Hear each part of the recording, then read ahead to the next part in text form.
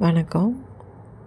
பொதுவாக மாவு அரைச்சோம்னாலே இட்லி, தோசை இது 2 தான் மெயினான டிஃபனோ அல்லது பிரேக்ஃபாஸ்ட்டாக நம்ம யூஸ் பண்ணுறோம்.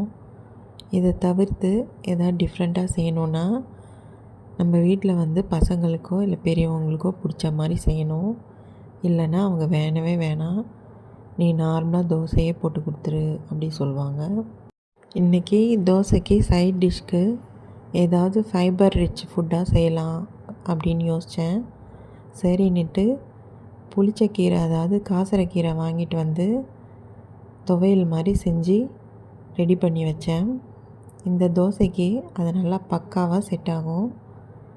எல்லாம் கடையில் வாங்கி சாப்பிட்றது எல்லா டைம்லும் நம்மளுக்கு செட் ஆகாது. நான் எப்படி அந்த காசரைக்கீரை துவையல் செய்கிறதுன்றது என்னுடைய வீடியோவில் போட்டிருக்கேன். அதில் பார்த்து தெரிஞ்சுக்கோங்க. இன்றைக்கி பிரேக்ஃபாஸ்ட்டு இந்த தோசையும் காசரைக்கீரை துவையலும் இதை போட்டு கொடுத்துட்டேன். எனக்கு ஏதாச்சும் ப்ரோட்டீன் ரிச்சாக நம்ம சாப்பிட்லான்ட்டு தோணுச்சு. வீட்டில் என்ன இருக்குது அப்படின்னு பார்த்தா முளைக்கட்டின பச்சைப்பயிறு தான் இருந்தது. சரின்ட்டு அதை வச்சு ஒரு தோசையை ரெடி பண்ணலான்ட்டு பண்ணேன். தோசையை நல்லா கொஞ்சம் ஃப்ளாட்டாக தேய்ச்சி விட்டுக்கிட்டேன். அதுக்கப்புறம் முளைக்கட்டின பச்சைப்பயிரை எடுத்து நல்லா வாஷ் பண்ணிவிட்டு தண்ணியை வடிகட்டிட்டு அது மேலே அப்படியே தூவி விட்டுட்டேன். லைட்டாக அப்படியே தூவி விட்டதுக்கப்புறமா கொஞ்சம் மசாலா இருந்தால் தானே நம்மளுக்கெலாம் சாப்பிட பிடிக்கும். அதனால் கொஞ்சம் பொடியும் அது மேலே தூவிட்டேன். வெறும் முளைக்கட்டின பச்சைப்பயிரை நம்ம போட்டு சாப்பிட்டா நல்லாயிருக்கும்.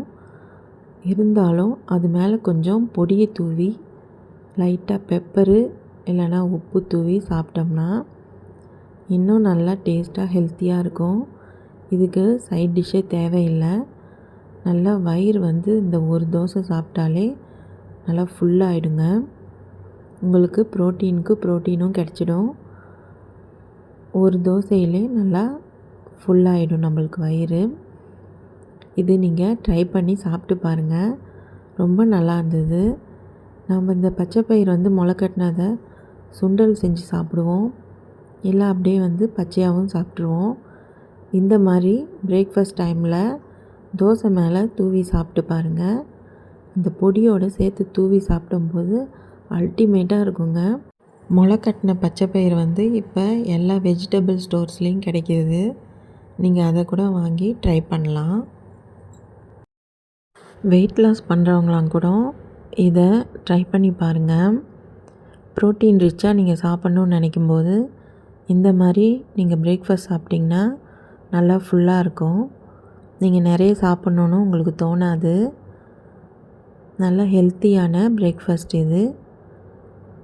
இதே மாதிரி நீங்கள் சைட் டிஷ்ஷோடு சேர்த்து கூட சாப்பிட்லாம்.